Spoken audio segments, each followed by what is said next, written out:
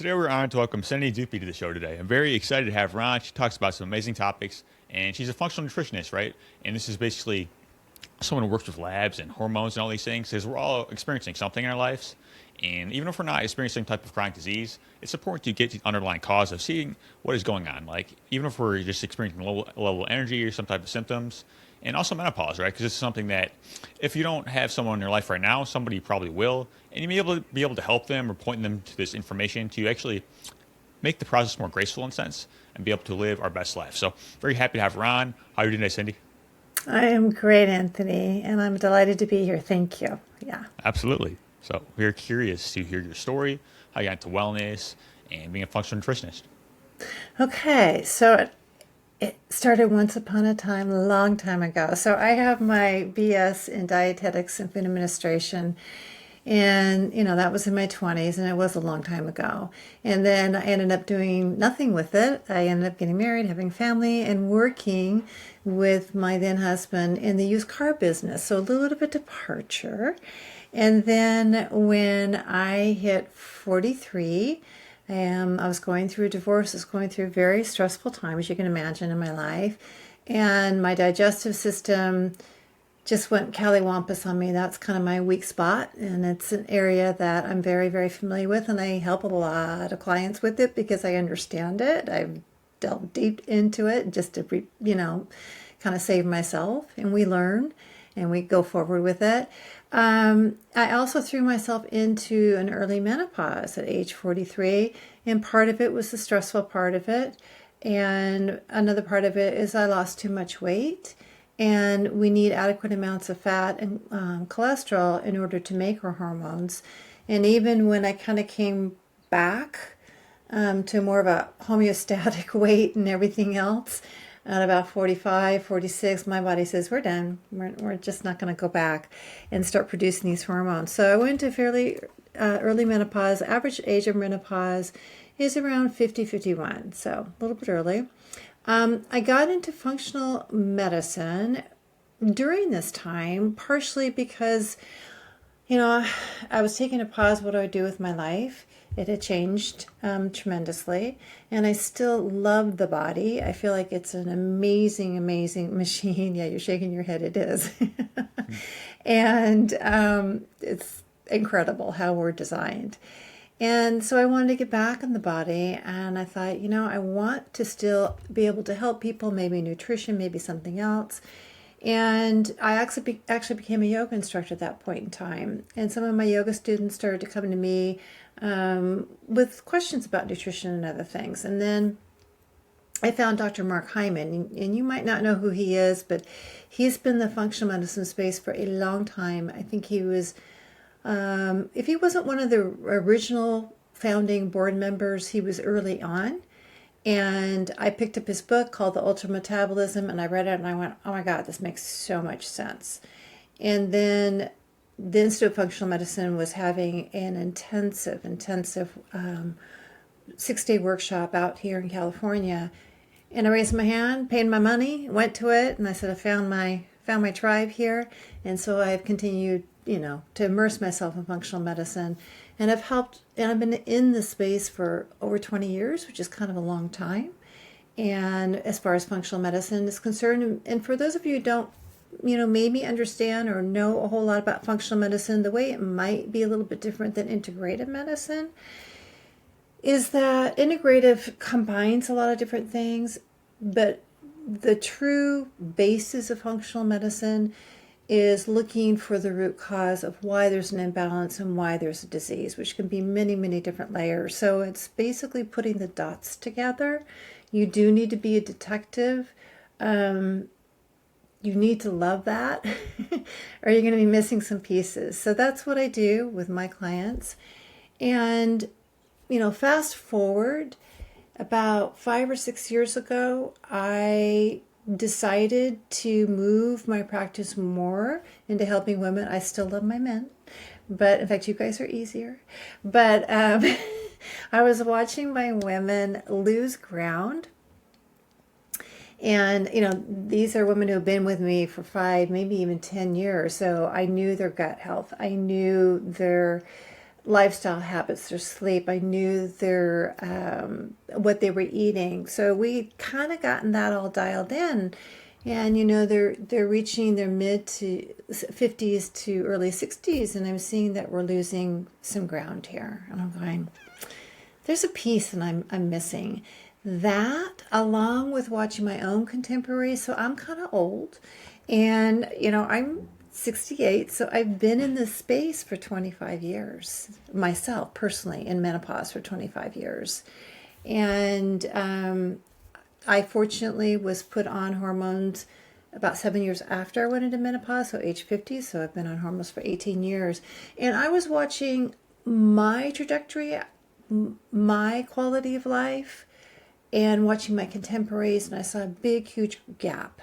And so that's what made me really dig deep into the realm of perimenopause and menopause and in hormones, just so I could be a sounding board, an advocate, a second opinion. I can't prescribe hormones, but I certainly do guide my clients, because doctors are not trained in perimenopause and menopause and hormones. There was just a big, huge gap there. So that's kind of my my trajectory, how I got to where I am now. So Awesome. Thank you so much for sharing that.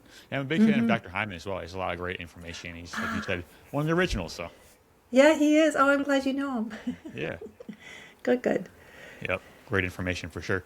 And you had mentioned a lot of times, like, when we're going through these symptoms, and something that stuck out is like all these hormones and all the neurotransmitters are actually made from the things that we consume as well, right? It's like basically having agency over how we feel. I thought that was really interesting too. And we do have the agency, and sometimes, it's really hard to kind of know where to start, and it can be really overwhelming too. And I feel that every single person on this planet needs to have at least one or two health care professionals. They can be a chiropractor. It can be someone who really understands the body and who can guide you. And sometimes, we can be with someone for a couple of years, and then all of a sudden we notice that maybe we need something else, and that's fine. But we do need a team. We are not going to get out of this, you guys, without having at least one or two other people on our team and a community as well, because, the allopathic Western medicine paradigm is just really broken. And, you mentioned agency, so being able to be an advocate for yourself, you do have to be educated to a certain degree. And I like to see myself as a second opinion when someone's handed or suggested a medication. It's like, okay, wait a minute, let's look at this. Let's understand this a little bit better. And that way you can feel comfortable about the decision that you're making. And that's that agency. Yeah, for sure. I'm glad that you mentioned have people in your corner that actually also know about health, right? Because a lot of times, if we don't have someone in our corner that doesn't have the same goal as us, like if we want to get well, and there's somebody saying, hey, you just manage this through drugs, and give yourself permission to change. Like find someone who's in alignment with actually the goals that you have in your life. Yeah. And sometimes it can be a little more difficult than other times, but they're out there. Yeah. Yeah, you just gotta keep on looking, right? And not, You like, do. You do. have some self-assessment, like know where you are, know where you want to be, and see like who's out there, because they're, as you said, they're definitely there. And maybe do some research, and they're usually in the functional medicine space. There's a lot of great people there who can work with you. Yes. And again, they don't have to be MDs. I mean, I'm a nutritionist, basically. I mean, that's what my degree is in. So, like I said, it can be a chiropractor, it can be an acupuncturist. There's just so many different modalities, nurse practitioner. There's a lot of different modalities. I do want to bring something up, and just because I read about it this week, and so it was just exciting, and I don't know where this is going to be available or where it is right now, but have you ever heard of Parsley Health? I don't think so. Okay, Parsley Health was started in New York, and then they came out to San Francisco, I think about 10 years ago. And then I think they opened up another clinic in LA, and I just heard, and they're functional medicine.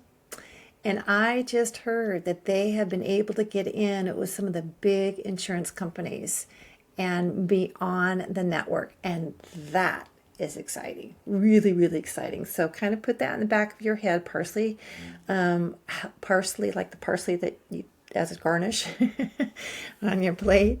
Parsley Health, and just seeing if that's in your network. And that would be a really wonderful, group of doctors to network to belong Awesome. to. Yeah, Sounds good. I'm excited. By the way, how does someone become a functional nutritionist? I'm just curious. Well, I named myself that. No, okay. I mean, honestly, that is, but that's a really good question. So I'm a nutritionist. I'm a degree in dietetics and food administration, right? So that's my background. And as far as being a functional medicine, there's a couple different schools out there, some really good ones, okay, who train practitioners in the realm of functional medicine. So they're trained, and what I have done is I've taken many courses through the Institute of Functional Medicine.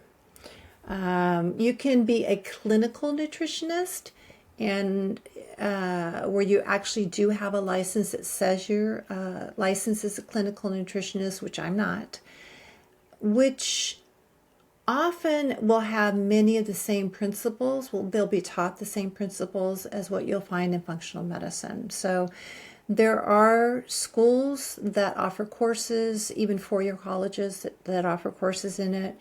So there's different ways of getting that training and getting the certification as well. Got it. The Great reason why I asked question. that is because, like, I know Yeah. when we go to traditional college and nutrition, the information is so off, right? It's like very unfortunate. Like most nutritionists, when they go to college and get a degree, they don't know anything about nutrition. But I would imagine functional nutritionists, it's a lot. That's a lot different. Well,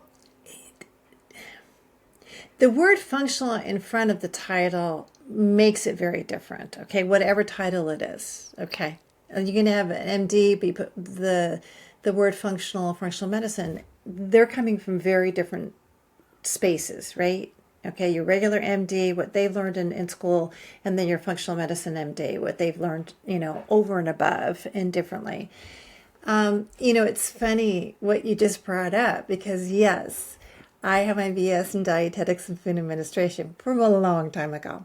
And so what we were taught back then. And I could not get myself to do an internship or a master's degree after the fact because for me, it was like nails on a chalkboard.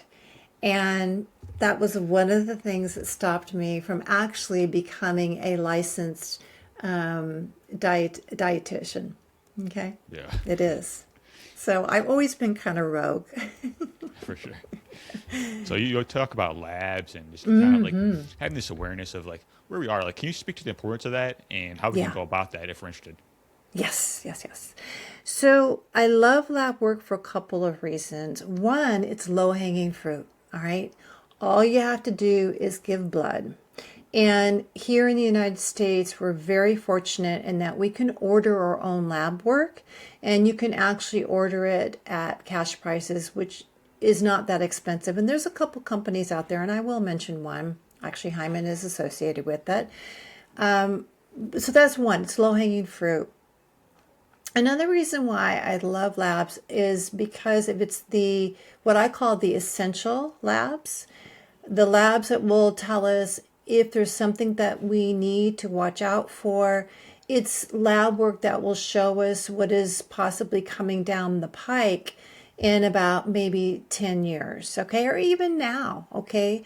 I have a couple, and I just wish everyone would do this, and they come see me every year, and I love them, and they're in their late 20s, okay.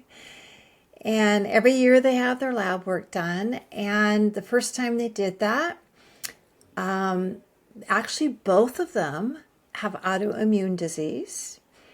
And the one was showed the wife showed Hashimoto's. Okay, so the TPO antibodies, but her thyroid hormones and her TSH are perfect. But the fact that we saw that she has antibodies, and if we can control those antibodies and keep them really, really low, okay, so control and support her immune system, she may never have her thyroid be attacked by these antibodies. Isn't that great? All right. The doctors would never, ever, ever test for that unless there was some indication that her thyroid was going cattywampus, which won't be probably 10, 15, 20 years. Who knows when it's going to be. And her mom has hypothyroidism and Hashimoto's too. So, she was more prone to that. So that was one thing that we picked up. And so it's something that we monitor. And, then he was kind of born with his autoimmune, or it was from a very young age. And we also, and I'll go through the specific grouping of the labs that I always have my clients do in addition to the standard labs. So, we tested something like homocysteine, and homocysteine is a back-ended way of looking at your B12 and folate status, because you have to have adequate amounts of both of those in order to break homocysteine down. So if homocysteine is elevated, that tells me, hey, we need some support here, okay? I know some doctors do a direct serum, measurement of B12 and folate. I've compared that actually to more functional lab work. So I'm really comparing what's going on in the body. So in the functional space, going beyond labs, we can do urine testing, so looking at the metabolites, so it tells us exactly what your body's doing with all the nutrients that it gets and where it needs to be supported. So when we say metabolites, it's from urine, and it is kind of like the waste product, kind of, okay? So I've compared blood levels of B12 and folate, and then the actual, what is your body doing with this in a metabolite test. It doesn't coincide. So anyway, that's one of the things I like to do. And homocysteine is also a risk factor for cardiovascular disease. So we can start supporting somebody, right, at a very young age. And if we see some inflammation, we can start supporting someone at a very young age. So we're not waiting until they have a heart attack. So we're not waiting until a doctor says you have to go on a statin, which is a whole other topic. But so those are two reasons why I really like blood work. And then I want to say two more things regarding that before I go into the specific 4 panels that I always add. And that is, there are normal ranges, right, that you'll see on the results. And then there's optimal ranges. And I think it's important for everyone to understand where normal ranges come. Okay, normal ranges come from everyone who's given blood. And if you think about it, the people that give the most amount of blood are usually older and sicker, right? So it's taking an average of that. And that, I don't know about you, but I kind of don't want to be maybe where they're at. So I probably would want to be more in that optimal range. Having said that, everyone has their own level. And this is another reason why I like to see it at a younger age, okay? We kind of see where a person is at before they have all the hits as they get older. And that does happen, right? So we get a nice baseline. So that's another reason why I really like it. So we have to look at the person in front of us. We need to know what their baseline is. We need to know what's going on for them right now. Okay. So having said all that, I am going to throw out one company. I'm sure you've heard of them, right? Function Health. Okay. Function Health offers, I think they're still offering just an array, a really good array. I mean, I can't beat them. I offer lab work, and I mean, I'm about the same probably. In the labs that they offer around $300, I think it's wonderful. The problem with that, and then they give you a report, right? Of course, it's generated by AI. So they're not looking at your medication per se. They're not looking at the person in front of them. They're not necessarily connecting the dots within the lab work. So purchasing their labs, it's awesome. It's great. I have absolutely nothing against that. I think they do a really good job. But then I think it's important to go to somebody who's very trained and putting those dots together, looking at the person in front of them, and coming up with a recommendation and a plan for that person. Whether, they get it done, they order the lab work online or whatever. Okay? So that's really important. So the 4 different panels that I always recommend, we've got a nutrient panel, we've got a metabolic panel, an inflammatory panel, and there's one more. We'll see if it comes up for me. But anyway, let's start with those 3 that I know of. Okay. So the nutrient panel, let's start with that. So what are just the basic nutrients that I always test for? Of course, vitamin D. And this really can make me very angry. And that is, in fact, this just happened, is the couple that I just was talking about.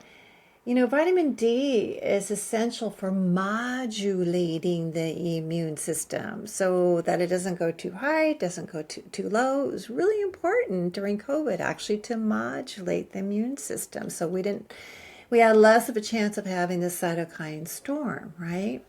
So his vitamin D levels came back really low, and the doctor didn't say a word. And it's like, you got to be kidding me. I mean, even if you didn't have autoimmune disease, I'm going to say it's malpractice. It's just there. He was a bad boy and taking his supplements for about a year, due to, they got involved in the fires that were out here in California, and they lost their home. So, I mean, things like that do happen. And also, it will put a bigger load on the nutrients that the body needs to detoxify things like smoke. I could see both of their liver enzymes had gone up.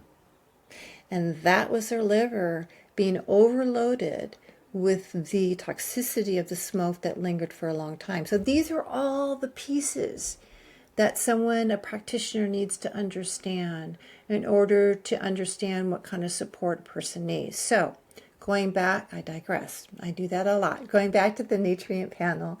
So vitamin D, and then homocysteine is on there too, because again, it can tell us whether or not you have adequate amounts of B12 and folate on board.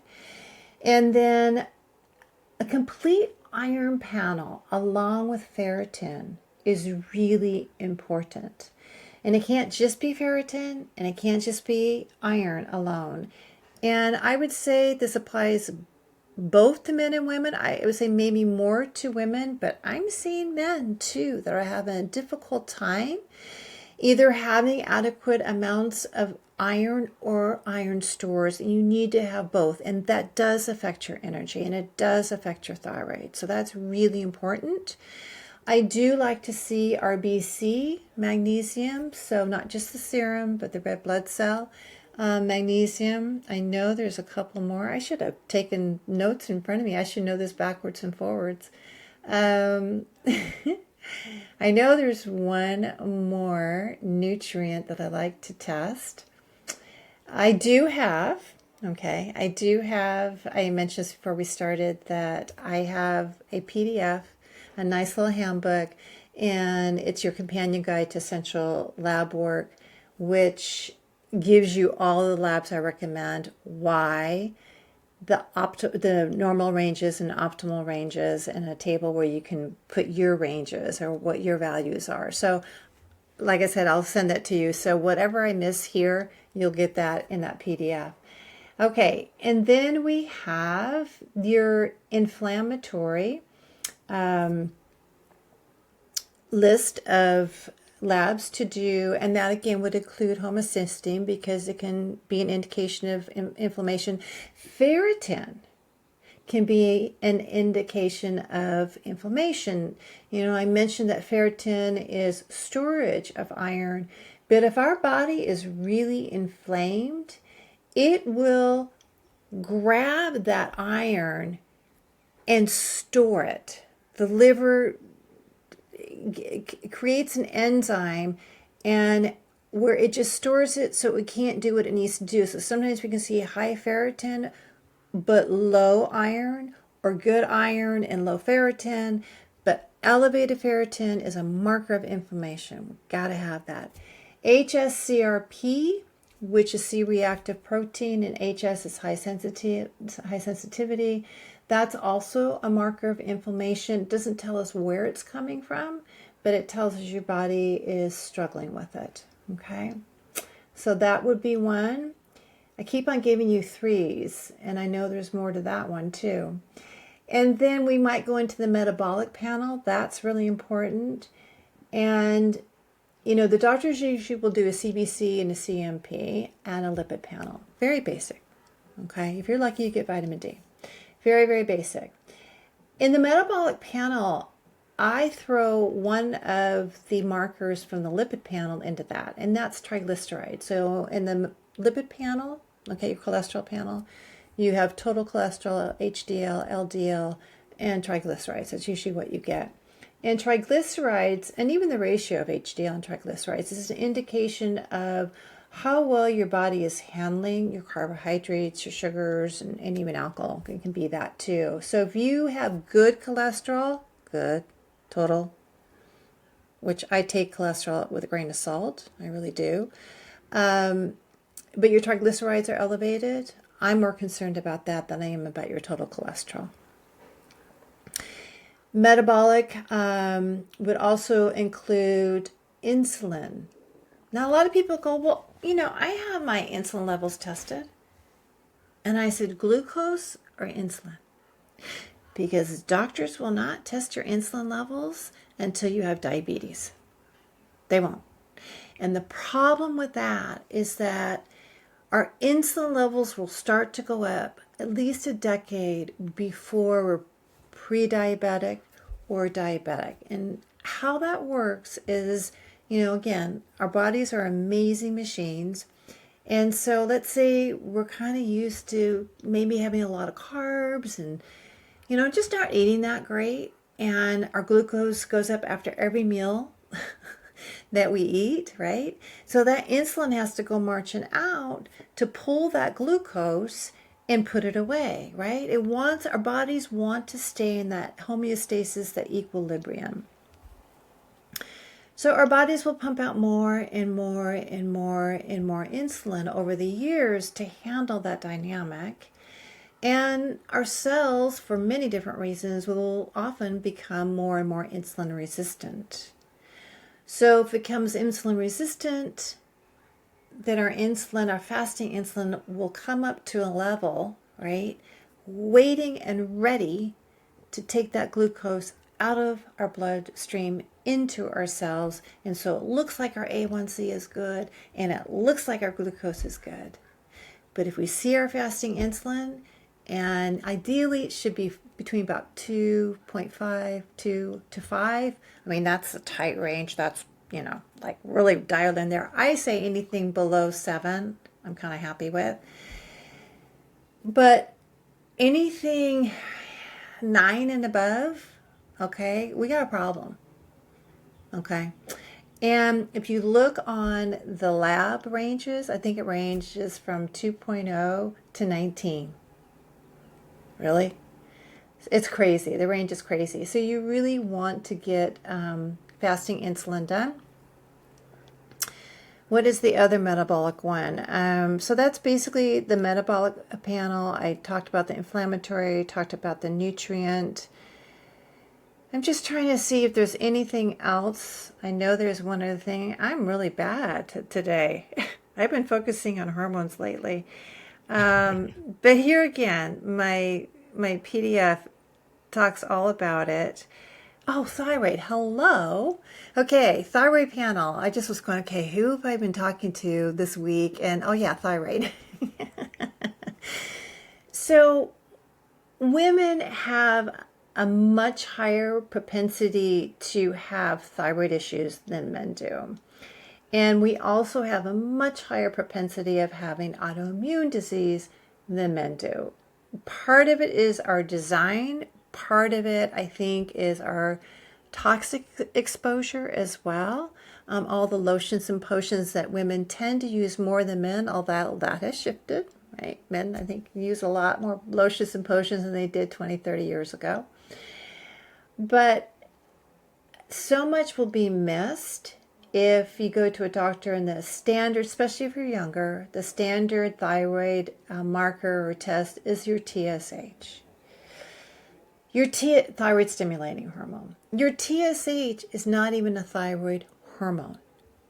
It's a hormone, yeah, that is made in your brain, the pituitary, and hypothalamus, and it's telling thyroid stimulating hormone. It is talking to your thyroid. It's stimulating it or not stimulating it to make hormones. Okay? Now, in an ideal world, and I don't know about you, but I don't think our world's been ideal ever. In our ideal world, the amount of hormones that are in our bodies, there's a feedback loop. It would talk to the pituitary hypothalamus, right? And the amount of TSH that it would produce would reflect the amount of hormones that thyroid hormone our bodies have. But it doesn't. So many times it doesn't. So some doctors will test, okay, TSH, and then maybe free T4. We need to know what the free, not total, but free, because we need to know what is unbound, because our bodies, our cells can only use the unbound form. So the problem with just T4 is that, and that's the major type of thyroid hormone that our thyroids make. It makes a little bit of T3. The problem with just measuring T4 is our cells only can utilize T3, and T4 is turned into T3. So if we're just looking at T4 and we don't know what's being converted to T3, right, we're missing a big, huge piece here. And then I like to also look at reverse T3. So when that T4, majority of that conversion is done in our liver from T4 to T3. And we need nutrients like iron, adequate iron, selenium, vitamin A. We need some nutrients in order for that to happen. Now, you know, one of the jobs of thyroid is to give us energy, our cells energy too, okay?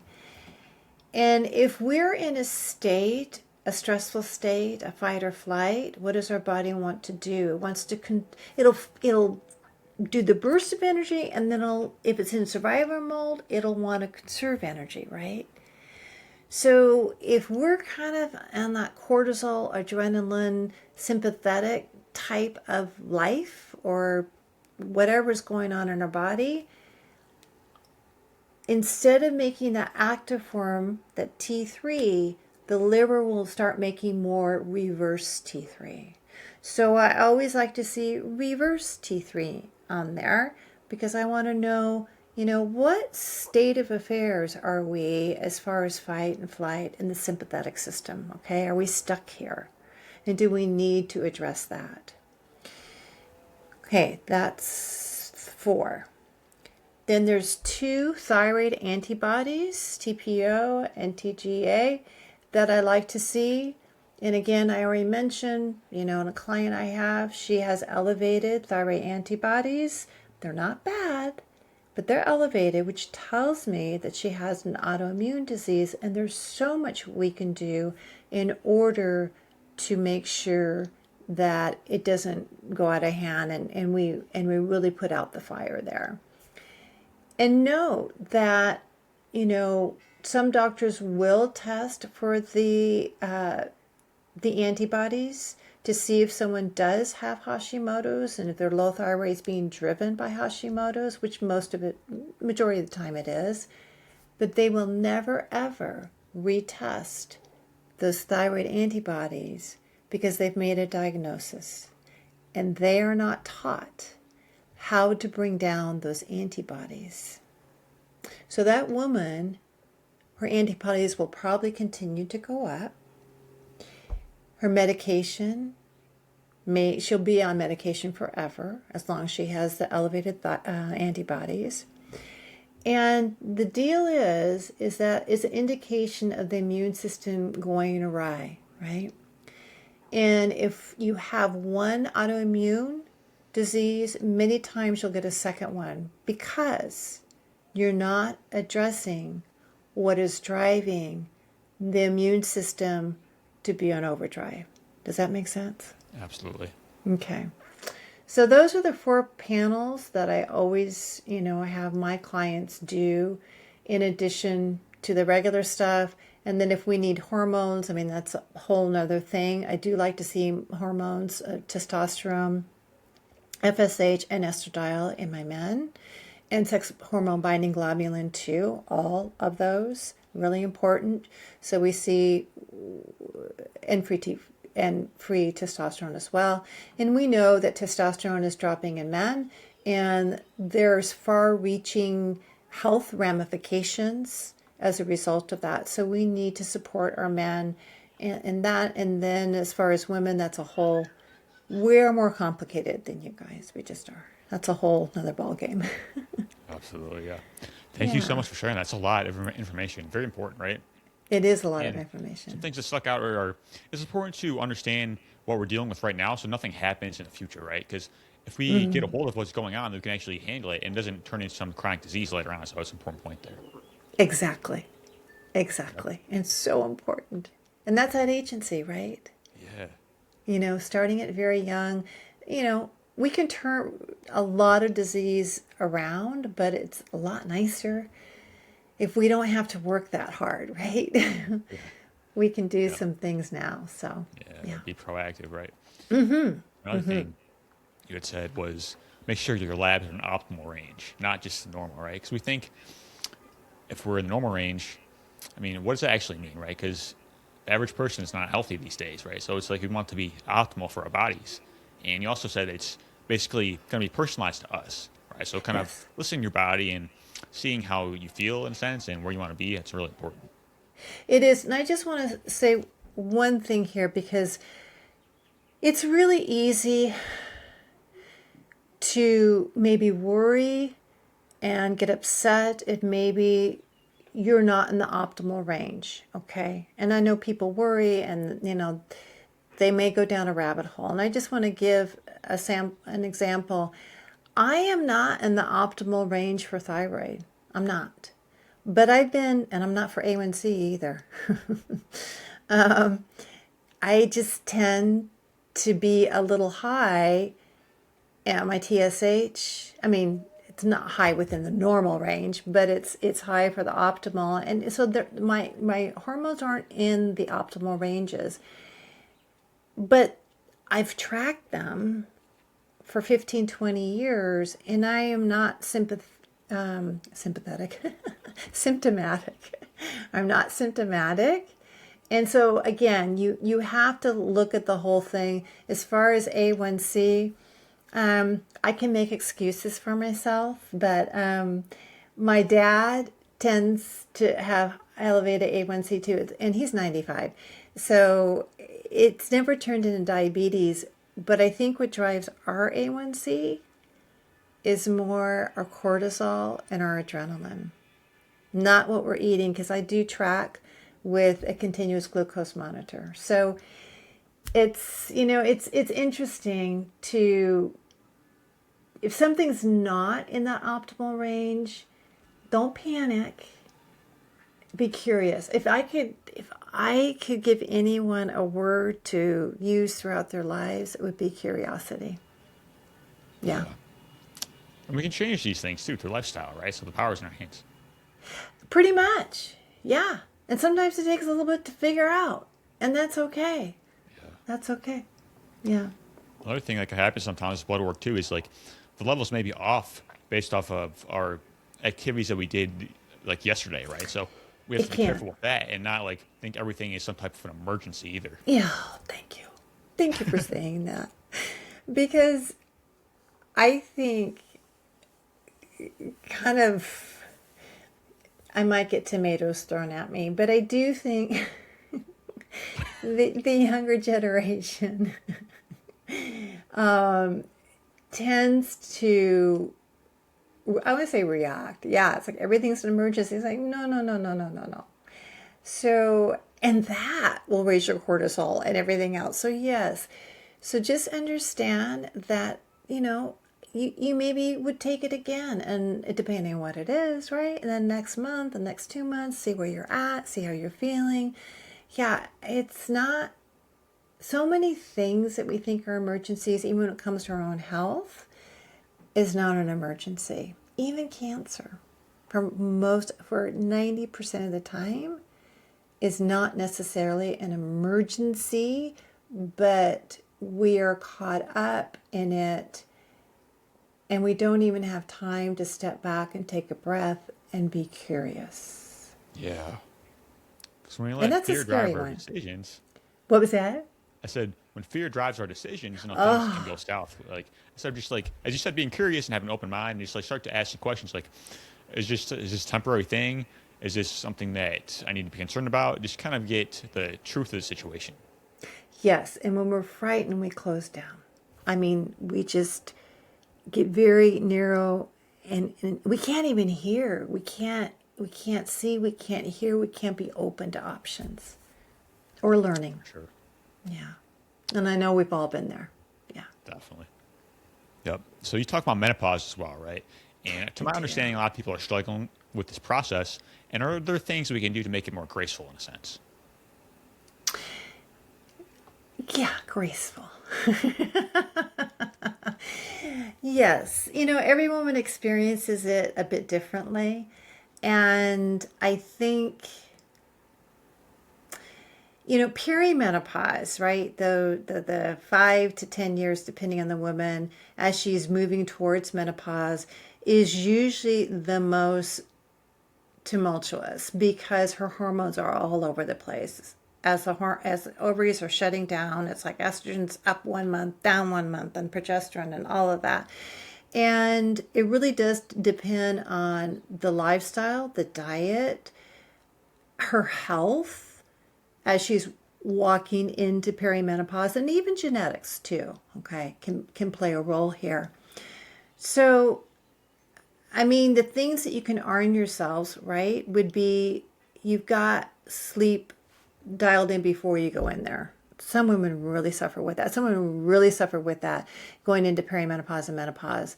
And part of that is because we're losing progesterone. That's the first hormone that tends to go in a woman. And progesterone is part of calming GABA neurotransmitters. And oral progesterone in particular can help with that. And so anyway, sleep's a big issue, can be an issue. Lifestyle, so making sure that you're eating well, you are moving your body daily. The sleep is a huge factor. Thyroid can start changing, which is so interesting as we move into perimenopause. Again, that progesterone can change that conversion of T4 to T3. So some women who have been on thyroid medication for a while, they have Hashimoto's, all of a sudden, right? That can be amped up. Or let's say a woman's never had a problem with it, and all of a sudden that can be amped up for her. So, some of the symptoms of, in particular, perimenopause, but also menopause, okay? We're not out of the dark when we go into menopause, would be night sweats, hot flashes, difficulty sleeping, staying asleep, snapping, not being able to tolerate the things that we used to tolerate, where just our tolerance and stress level just really goes down. And there's a couple of reasons for that. Brain fog could be a really big one and be very debilitating for some women. Often women in their mid 40s are kind of at the top of their game, if in their career, if they have a career. And to be able to not to have a recall and to break out and a hot flash when you're in a meeting or whatever it is, some women actually will stop their jobs because it becomes so debilitating. It does not have to be that way. And weight gain is part of it. Fatigue's another part of it. So depression and anxiety can also follow you. So it's really kind of a shit show. It really is for a lot of women. And again, your hormones, your lab work is super, super important during this time, and getting help is super important during this time. And what women need to understand, men need to understand, I don't care how old you are, because you have someone in your family that has been touched, right, by perimenopause and menopause. If you're young, obviously your mothers, your grandmothers, your aunts, okay, they're all touched by it, I hope, okay? If they haven't been, well, that means they didn't make it. So we hope that the women in our lives are going to be touched by it. And it is varying. And unfortunately, even though there's a lot of talk about HRT and perimenopause and menopause in the social media space and books and things like that, there's a huge gap in what our healthcare professionals know and what we know. And that is because they have not been taught about perimenopause, menopause, or HRT, hormone replacement therapy, for over 3 decades since the Women's Health Initiative study. So that's a whole nother topic. It's important. And so you need to understand that women can be suffering immensely and either dismissed or given a prescription drug for what ails them, okay? Instead of something that's bioidentical to her body. Now, hormone replacement therapy is not for everyone.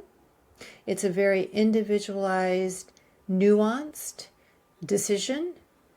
And when it comes to HRT or what you're choosing to do while you're in perimenopause and menopause, you do need to be educated, okay? You do need to know what's going on. You do need to be your own advocate.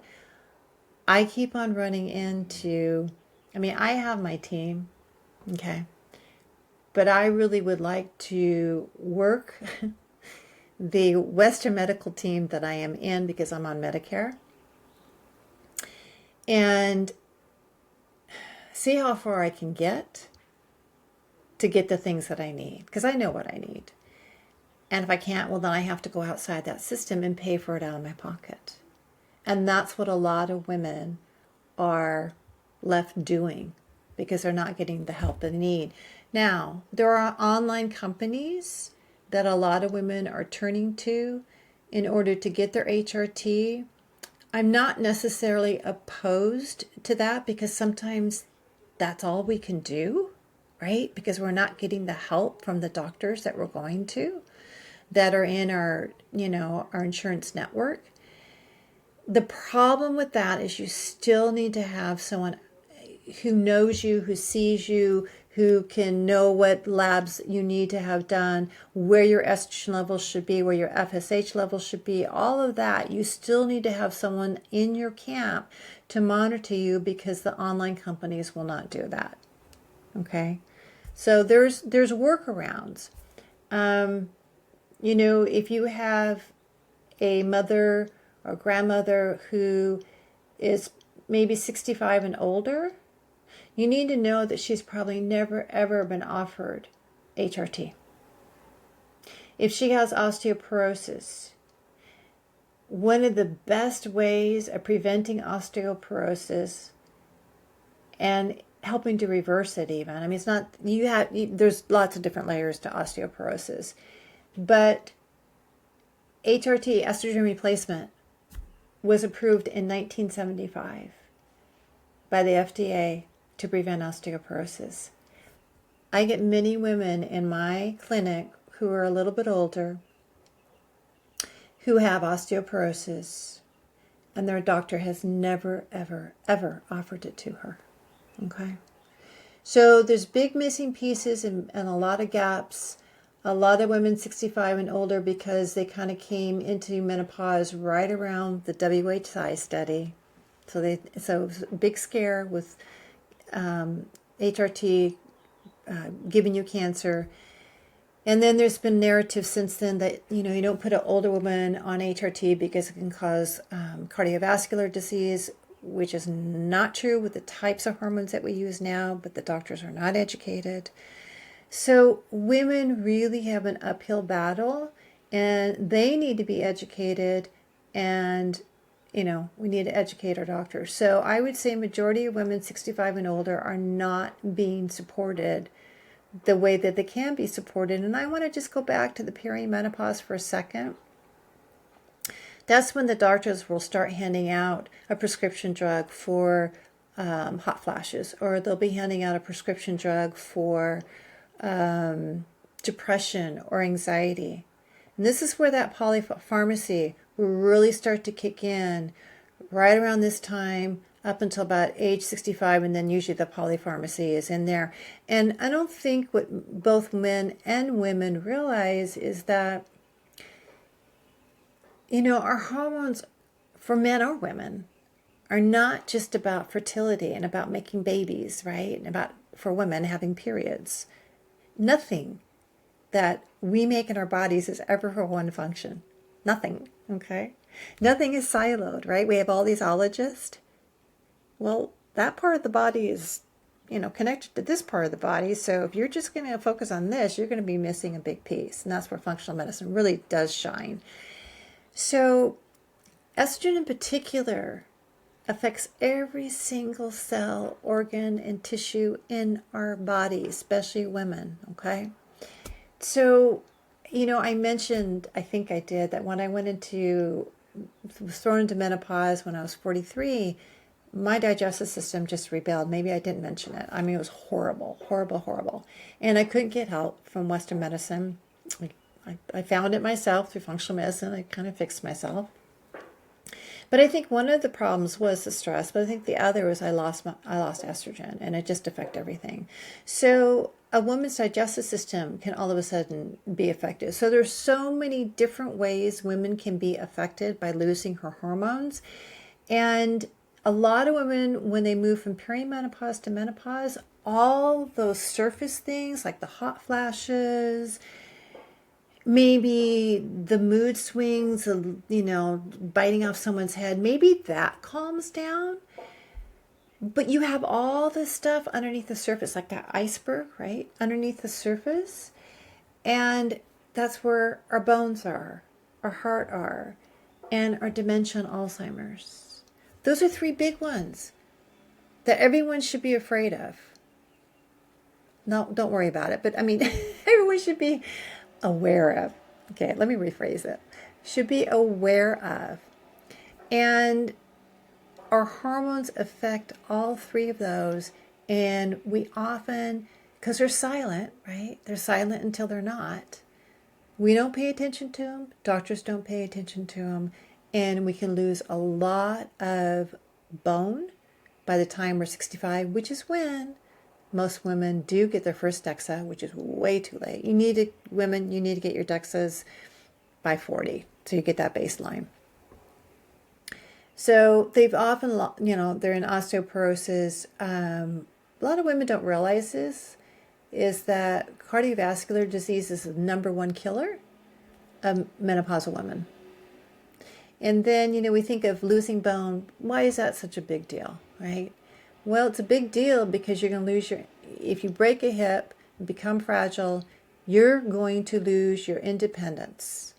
And once you lose your independence, you lose your mobility. It's a downhill from there. And if you break a hip, 1 in 3 women over the age of, I've heard 65 and 70, if you're frail, 1 in 3 women will not make it past that first year. And it's not because necessarily complications from the hip replacement. It is from pneumonia, being immobile, right? It is even UTIs. Because you're immobile, you're in diapers, you're going to be more susceptible to UTIs. And many women don't even realize they have them. That brain connection just doesn't kick in. And then again, you lose your muscles, your ability to move during that recovery time. So osteoporosis is big. Heart disease is big. All right, Alzheimer's obviously and dementia is big. And you can turn Alzheimer's and dementia around. It's like turning a big ship around. So it'd be really nice to do what you can prior to that to make sure it doesn't happen. So yeah, hormones are big in both men and women. Yeah. Awesome. Thank you for sharing that. It's really important just Yeah. to have an awareness of these things so we can kind of move through it in a way that works for us, right? Something that can be not this terrible thing that we just have in our minds, but we can actually do it in a way that works for us. So very important to understand, and thank you for Yeah. sharing that. Yes, and I'm glad you said that because it kind of painted a poopy picture. But again, that's that agency and it's getting on it and understanding it and doing what we can prior to support ourselves. Yeah. Yep. All right, Cindy, this has been awesome. I really appreciate you so much today for coming on the show, sharing your story with us, all your insights on nutrition and labs, and how we can kind of be proactive in our health, right? Because there's so many different things that can be going on, but it's not normal, right? We're optimized in our health, and once we do that, we can really understand that we can have energy to make our dreams a reality. In a sense, like because a lot of Yes. us we're operating in this low level energy state, and I feel like we're designed for greatness in a sense, and We it's are. hard to do that if you're not living optimally. So taking control of the small things, because how you do anything is how you do everything. Taking control of these things is going to set you up for future success. And that's the way I look at it. And being able to understand insights of menopause, right? It's being able to understand that, hey, we can actually have some optimism and hope as well, right? There's Yes. things can be different than the mainstream as usual, but essentially taking these things into account is so key. So appreciate you today, and it's been an honor. Thank you, Anthony. It was an honor for me to be here and to be able to teach, and that's one of my favorite things to do. So I'm hoping it was helpful. Yeah. Absolutely. Thank you so much.